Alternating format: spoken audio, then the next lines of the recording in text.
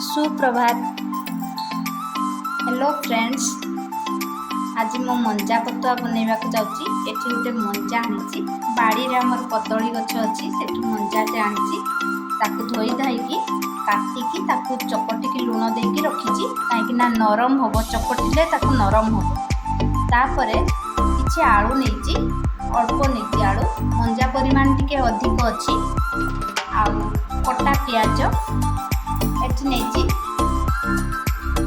रसुण पियाज अदा सोरिष आउ सुखिला लंकार पेस्ट।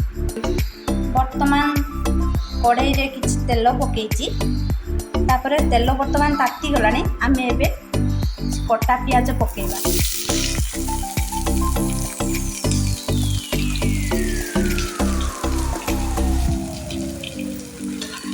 कटा पियाज पकईकी ताको टिके ब्राउन हवा पर्यंत के भाजवा।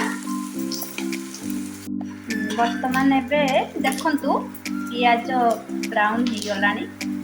एबे हमें पकेइबा मंजा।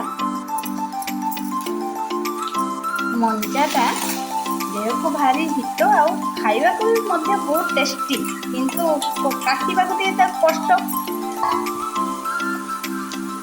आलू पकेले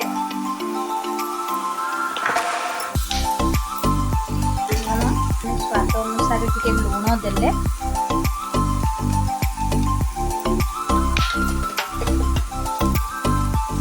तापरे याकू भल भाव भाजिबा किछि समय 2 मिनिट प्रथमे याकू भाजिबा।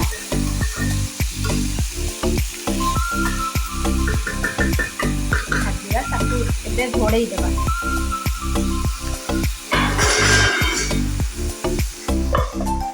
एबे देखंतु होगला मंजा और आलू भल भाव भाजी हो जाइए।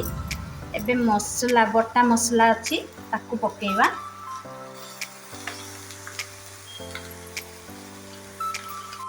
ताकू पकेइले भल भाव टिके कषी दबा।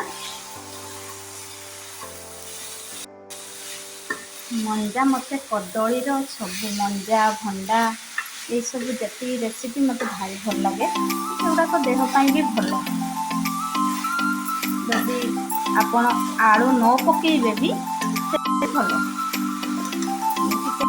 आलू बिना भी भल लगे। घोड़े दबा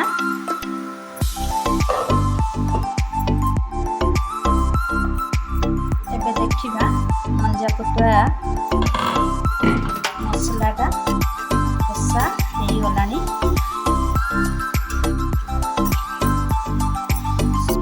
टे लगे काटापी ना किसी असुविधा ना।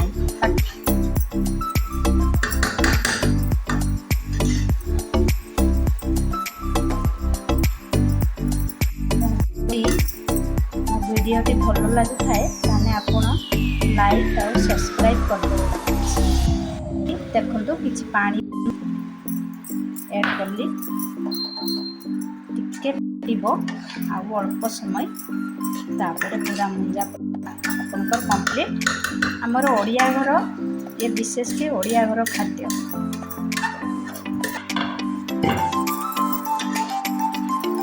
पानी दे घाटी दबा तापर अल्प समय मिनिट घोड़े दबा। देखा मंजा पतुआ पूरा कंप्लीट। आपण पखाल सहित खाइले तो पखाल सहित भारी टेस्टी लगे। आम तो मयूरभंज मुढ़ी मुख्य मुढ़ी सहित भी ये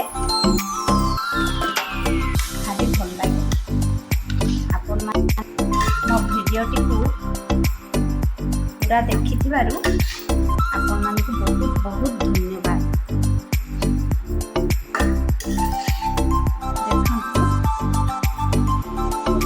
बहुत सुंदर वासना होची टेस्टी भी होची।